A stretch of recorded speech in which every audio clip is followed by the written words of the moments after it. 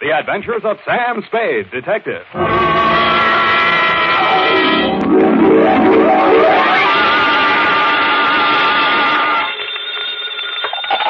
Spade Detective Agency. Oh, murder. Oh, Sam.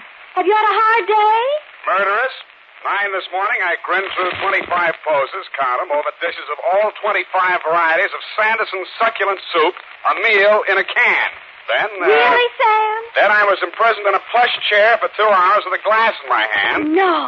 Yes, of Brannigan's Bog, the whiskey that smells like Old Ireland. It sounds interesting. It wasn't. They wouldn't let me touch it till after. Aww. And for the rest of the afternoon, I've been pulling up my trousers. Woo! For a series of leg art shots which will bear the legend, Samuel Spade, prominent San Francisco detective, says McGonagall's grip tight is the garter for me. Oh, Sam, how thrilling to be prominent. Maybe so, but fame is a sometime thing, sweetheart. Just a flash bulb in the pan, as you will agree when you have heard my report on the Cheesecake caper.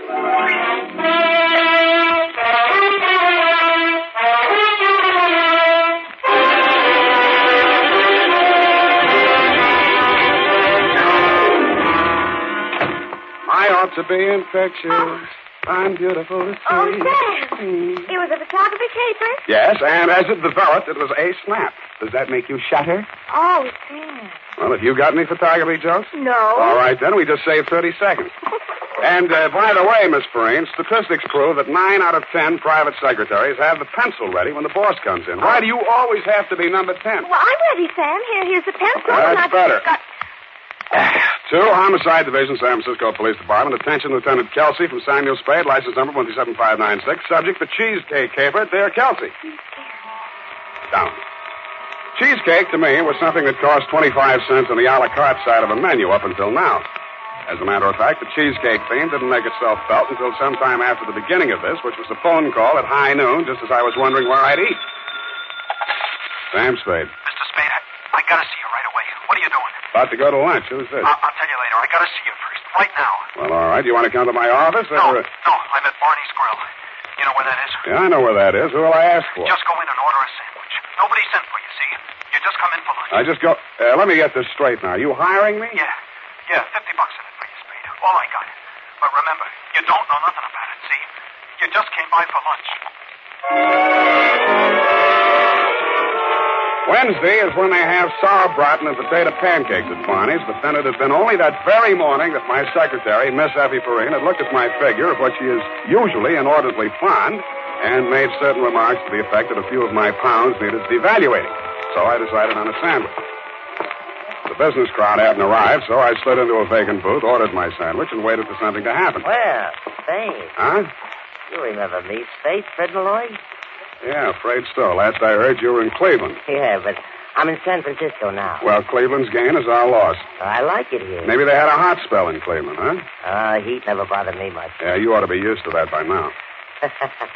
Let's talk about you, Spade. How's business, huh? Please, I'm eating. Yeah, so I noticed. You like Barney's, huh? As good as the next joint, yeah. I mean, you come in here all the time, regular. You ain't here on business now, are you, Spade? Sure, Freddie, sure. Yeah? Yeah, making a little deal. Yeah, who with? Barney, corned beef on rye. Oh. Here you are, sir. One corned beef on... What's the matter? Oh, the cook loused it up, sir. You said rye, didn't you? This here's wheat. Oh, that's all right. Here. No. I'll fix it up, sir. Only take... Forget it. I said wheat's all right. Now, how about a cup of coffee and I'm all set? Denny. Yeah? You said you were going off duty. Yeah, I know. I'm just finishing up a couple of orders. I'll get my hat. Never mind the hat. Come on, Denny. I'm parked out front. I hate to get wrong with cops. Yeah. Okay. Tell the boss I already told the boss. Get going. So long, Spade. Just stay there and enjoy your sandwich, sir. Yeah, so long. The waiter, of course, was the guy who'd called me, a white-faced young kid sweating with his black tie up under his left ear. They walked outside and got into a car parked in front of the restaurant. Of all things, a limousine with a liveried chauffeur. I watched through the front doors. It pulled away, picked up the license number, and called the Department of Motor Vehicles. The car belonged to Mike Sheldon, known to the voters of the North Beach section as Uncle Mike, a white-haired, jolly-faced gentleman of dubious means and still more dubious methods who had something to do with politics. What he had to do with a weasel like Freddie Malloy, much less a poor waiter boy at Barney's, was something to ponder. I sidled back to my booth and attacked the corned beef on wheat. My teeth, instead of going all the way through the sandwich, which is the way I like it, struck something firm and unyielding. I pulled from between the lettuce and the bread a wax paper envelope. Inside was a $50 bill and a small photograph of a blonde. Denny, the waiter, had scribbled 3 words in the corner of it. Find this girl. You care for some more coffee, sir? I got Yeah. Bring the pot, will you? And, waiter. Yes, sir? This, Denny, the kid who was just here. What's his last name? Denny? It's Weston. Denny Weston. Yeah, okay. Where's he live, you know? Well, I'm not sure. I think he has an apartment out around Larkin Street somewhere, but I'm not sure. Is he a funny kid? Yeah, what's funny about him? Well, I mean, working as a waiter in a joint like this when his sister had all that dough living in that Knob Hill apartment and all, you know. Who's his sister? Monica Weston. You must have heard of her. Used to be a dancer in some joint over in North Beach. Well, I don't get around much anymore. Well, you saw the papers, didn't you? She was in the papers? Yeah, committed suicide. Denny nearly went off his rocker. Wait a minute. Look, is this here his sister? Oh, let me see. No. Monica was a redhead. This here's a blonde. Well, I'd better get you that coffee while it's out. Be right with you. I examined my sandwich for further clues, found nothing except corned beef, so I put it back together and began to eat it while I scrutinized the picture of the blonde. A nice-looking girl in her 20s, no scars, birthmarks, buck teeth, or anything else to set her apart from roughly 25,000 other blondes in San Francisco. There were a couple of points, though. The picture was about 2 inches square, showing her head and shoulders, and her hand was up to her face as if she was surprised at something near the camera. On one of her fingers was a ring, which I couldn't quite make out. On the back of the picture were the letters L-P. Now, this is probably the credit stamp of some professional photographer. I abandoned my sandwich, thumbed through the yellow section of the phone book, and stifled a cry of triumph as I discovered the firm of Leonard and Perkins, photographers, with an office on Bush Street, where forthwith I went. No, I'm sorry, Mr. Spade. I don't think we did that here. You're sure that's not your mark on the back, Mr. Leonard? Oh, positive. And anyway, that's not the kind of work we do.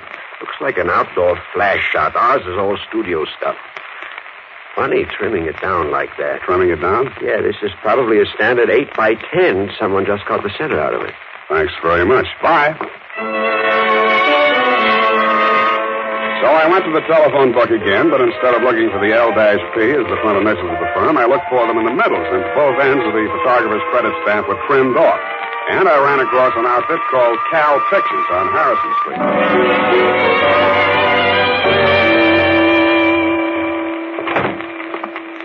Yes, sir. I'd like to speak to the proprietor, please. There's 3 of them. Mr. Murphy, Mr. Silverian, Mr. Brennis. Take your pick. Murphy will do. He's out. How about Silverian? Tied up with Mr. Brennis. Where are they tied up? First door to your right. That's the main studio. Do not enter if the red light is on. Heaven forfend. No. Al, will you let me do it my way? No, there's no human interest. I have seen photographers at work in my time, but not like this. I saw now why they were tied up. They were fit to be tied.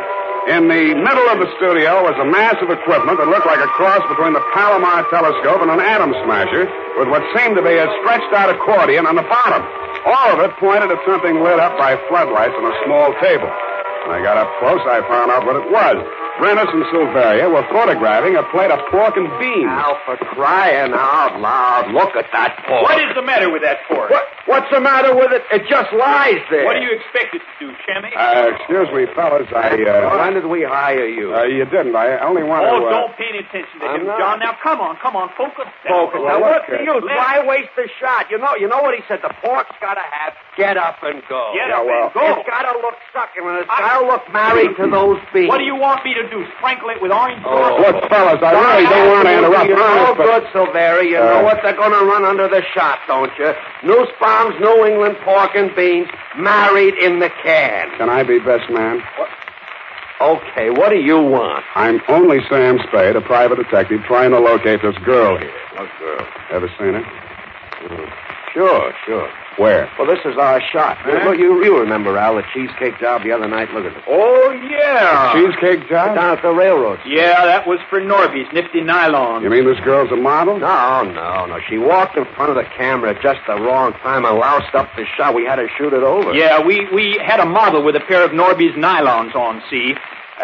well-known brand of stocking, and the idea was to stand her up next to a train coming down at the At the depot there. depot. Then what we tried to do was get a shot of her fixing a guard, a lay guard, you know. Yeah. Surefire. Yeah, with a lot of admiring glances from the crowd. Brand new idea. Yeah. Real train, real station, real people. Human documentary.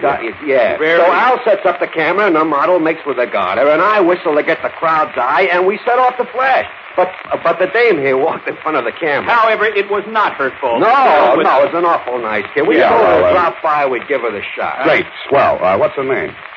I don't know her name. Did she come by? Yeah, a couple of mornings ago. I gave her the print and the negative, too. Got me other copies of it?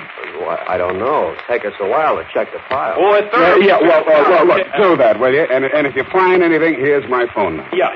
Now, as I was saying about that pork, John, Again with a your fork. pork is your pork. There is nothing you can do to I glamorize it. glamorize the number of So I bought an afternoon paper and went back to the office to take the load off my feet and mull over this latest turn of events. I mulled, decided to contact Denny Weston, my client, found his phone number in the book, and was about to call when the phone went off in my hand. Sam Spade. Spade, this is Denny Weston, the waiter. I'm the guy who... Yeah, I know. I was about to call you. Don't call me, understand? You don't know me. I never saw you. Wait a minute now. I've been chasing that blonde all afternoon. You got your $50, didn't you? What's the matter? Is Freddie standing there with a gun at your back? Shut up about Freddie. Okay, then let's talk about your sister Monica, or maybe this blonde you stuck in my corned beef sandwich. And don't let Freddie throw a scare into you. Hello. Hello, Denny?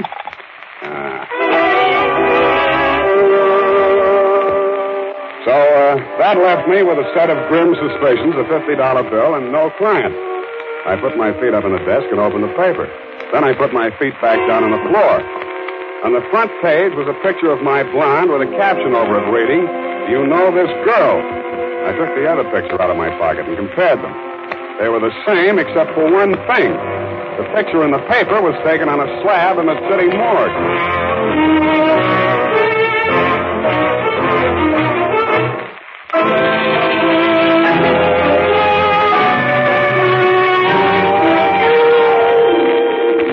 While putting my shoes back on, I read the article under the picture of my blonde. It was simple enough. She'd turned up in the bay near the yacht harbor an hour before with a bullet in her back. The paper said nothing about identification. It didn't have to. Knowing you as I do, Lieutenant, I realized if there had been anything on the body to identify it, the picture wouldn't have been in the paper.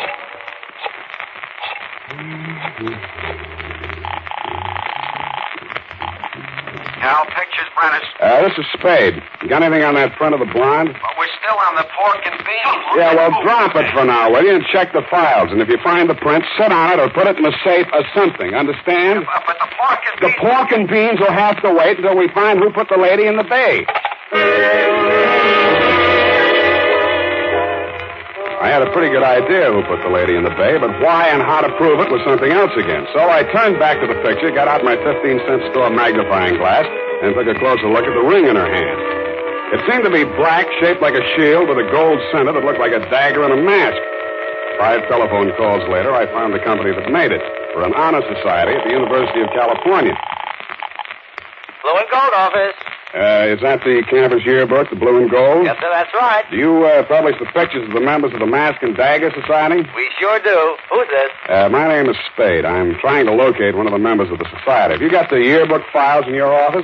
Clear back to 1895. Well, good. Get out the books from about 1940 on, will you? I'll be over in a half hour. We found her in the class of 1941. Her name was Helen McKelvey.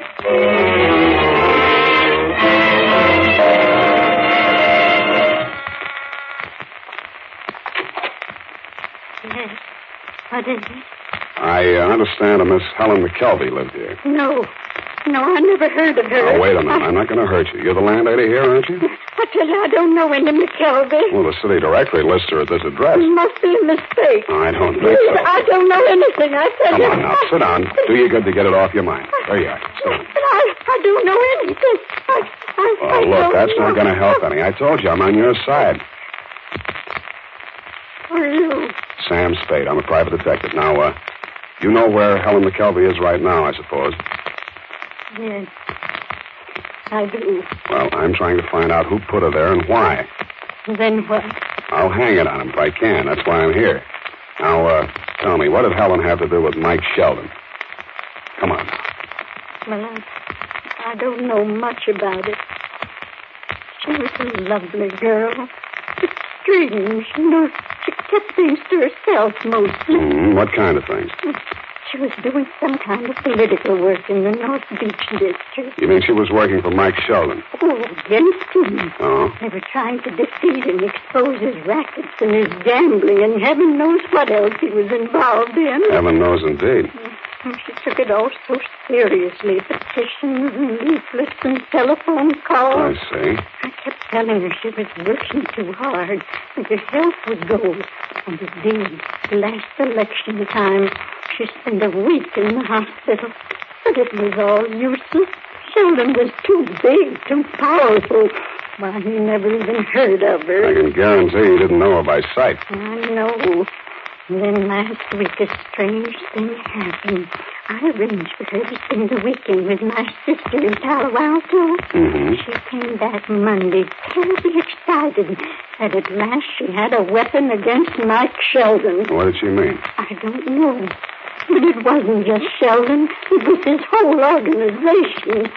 She sounded crazy, like she was going to tackle them all by herself. Then what?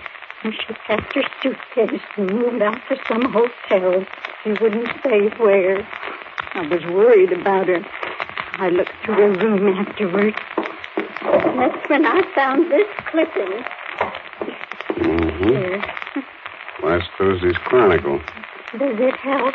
Police seek motive in showgirl suicide. Investigation of circumstances surrounding the suicide of Monica Weston, nightclub dancer, moved into its third day without producing a reason why the girl apparently took her own life Friday night by leaping from a southbound train.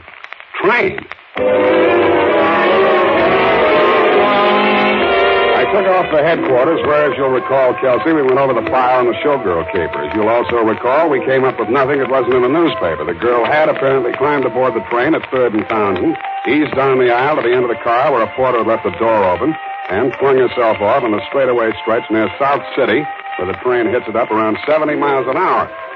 She'd been pretty, unaccountably prosperous, and hardly a candidate for suicide.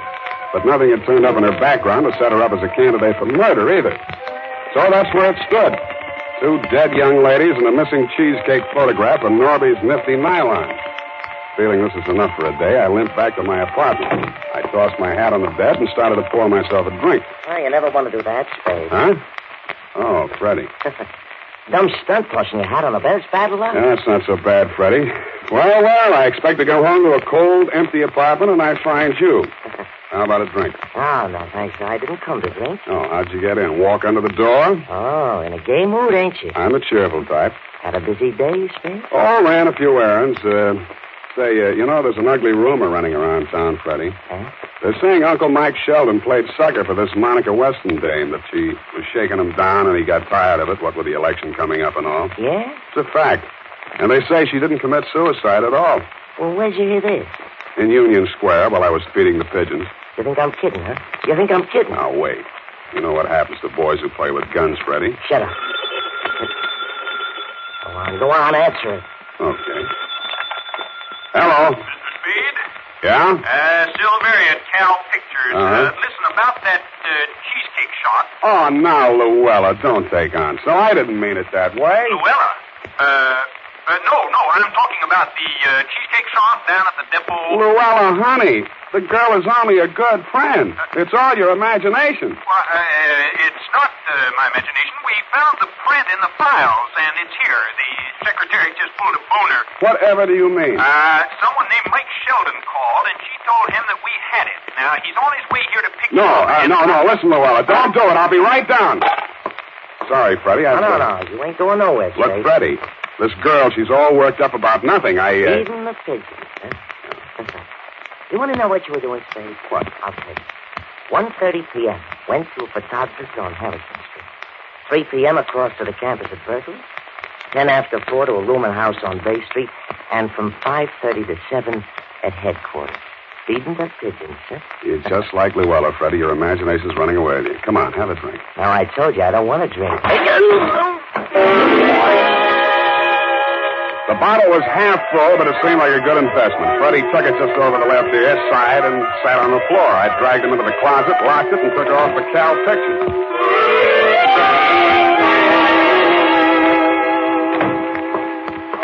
All right, Al, have it your way. Well, if we lose a New Farm New England bean account, don't come sniveling to me. Where's the picture? Hello, Spade. Oh, come on, John. Now focus down on it. Let's get this thing. The beans. 2 days' work. Hey, what's the big idea? I'm sorry, fellas. I accidentally hit it with my elbow. I'll buy you a new can tomorrow. Where's the picture? On the table there. I brought it over the floodlight and looked at it. The blonde was in the foreground, blocking out the model with the garter, but the shot wasn't entirely worthless since directly behind her, about to get on the train, looking squarely into the camera, was Monica Weston, the dead showgirl, and with her, with his white mane a-flying, was you-know-who. Now, wait a minute. You can't barge in like this. All right, hold it, boys.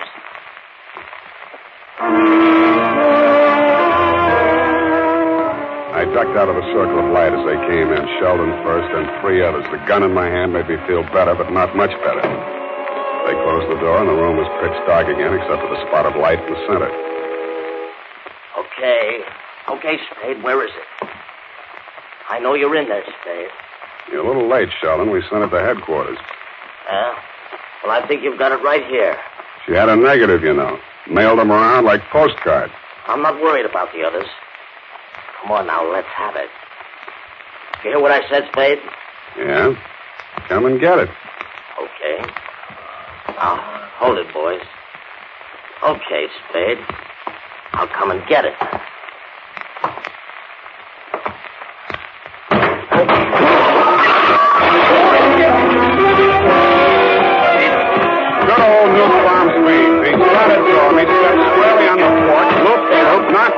Stand, and we were all in the dark.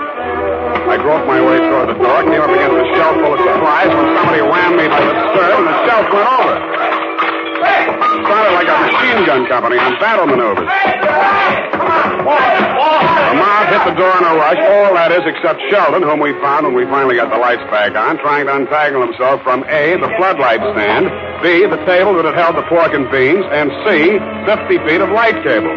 Silveria was sitting in the middle of everything, sobbing softly. 3 brand new crates. $450 worth of flash. And our last can of nuts-bound pork and beans.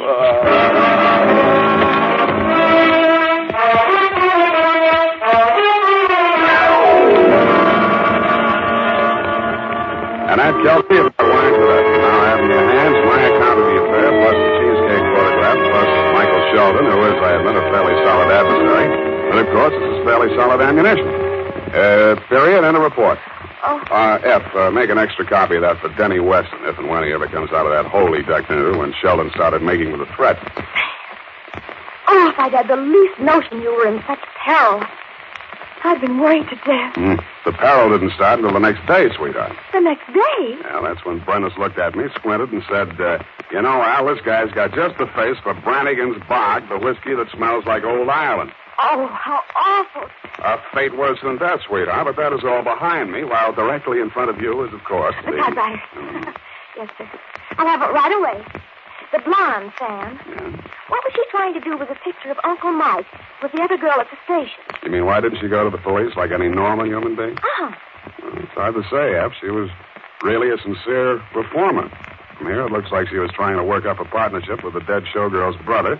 Maybe put the squeeze on Uncle Mike and force him to come across with names, numbers, and salaries of the members of his graft machine. Besides, What? she was a woman. Come here. A mad, unpredictable, illogical creature. Oh, Sam. Effie Perrine, the non-alcoholic secretary that contains lanolin. Well, that's better than Brannigan's Dog, the whiskey that smells like Old Ireland. Sure, it's a fine and broth of a girl that you are, and I'll be saying good night, sweetheart.